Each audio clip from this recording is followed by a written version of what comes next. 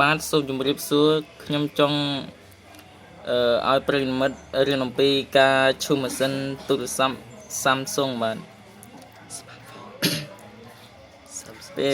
ពេលដែលយើងឈូសម៉ាស៊ីននេះយើងត្រូវដោះ memory card ឬក៏SIM ទូរស័ព្ទដើម្បីកុំឲ្យលុបឯកសារសំខាន់ៗឬក៏លេខទូរស័ព្ទរបស់យើងផងបាទយើងមុនដំបូងយើងត្រូវចូល setting បន្ទាប់មកយើងត្រូវរកមើលពាក្យ backup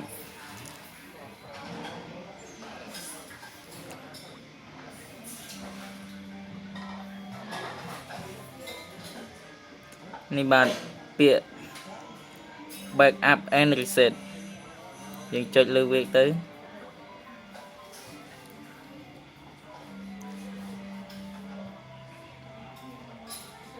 បន្ទាប់មកទៀតយើងចុចលើ factory data reset នេះមកបាទ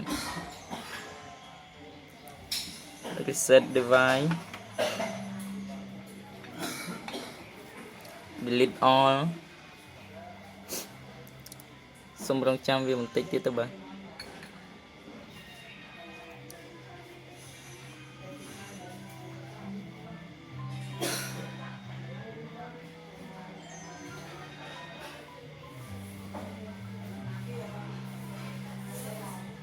បាទសូមរងចាំបន្តិចវាដើរយូរតិច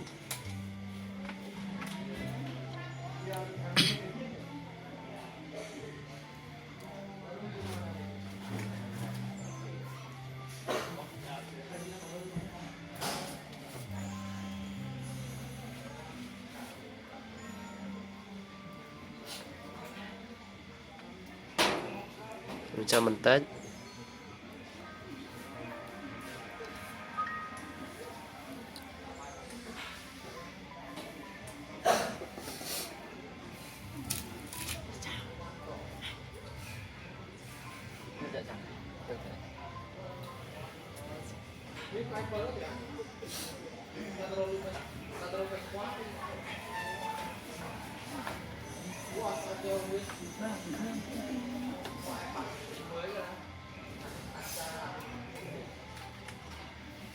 បាទសូមរងចាំបន្តិចព្រោះវាកំពុងដើរវាកំពុង scan ឲ្យ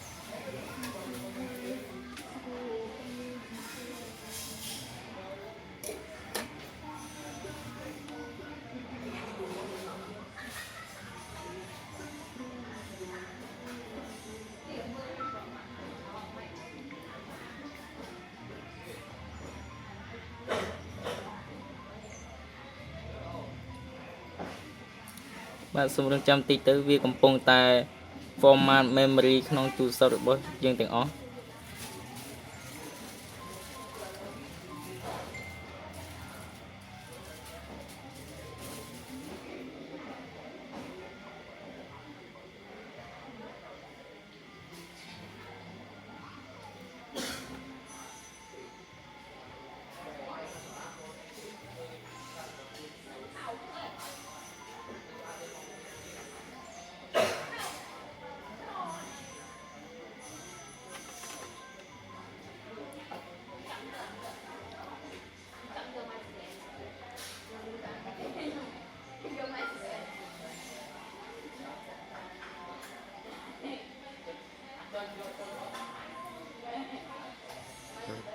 វាកំពុងតែ install បាទ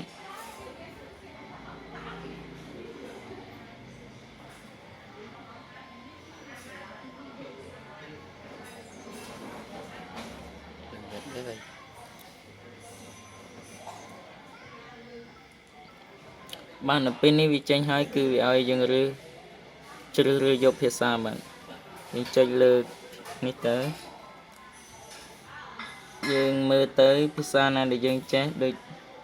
ជាអង់គ្លេសបាទនេះវាលោតស្រាប់ហើយយើងចុចលើវាទៅតោះមកយើងចុចពាក្យ start ហើយ next នេះគឺវាឲ្យជ្រើសរើសយកសេវា Wi-Fi តែវាយើងអត់មានយើងមិនបាច់ចុចវាក៏បានដែរយើងរំលងវាទៅចុច next បន្ទាប់មក next ទៀត នេះគឺវាឲ្យយើងគ្រីសបាទយើងគ្រីសវាមួយហើយនឹង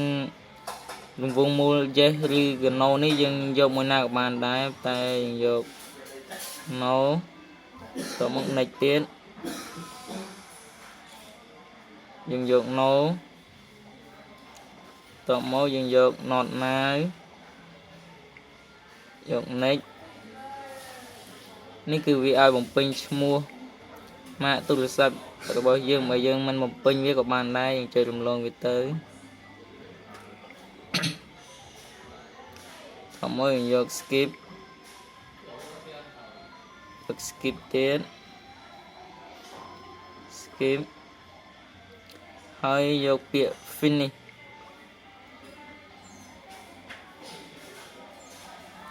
បានដល់ពេលនេះវាបានឈូសគ្រឿងទូរស័ព្ទរបស់យើងរួចរាល់ហើយបាទសូមអរគុណ បាទ complex ចុច subscribe ដើម្បីទទួលបាននៅចំណេះដឹងដទៃទៀត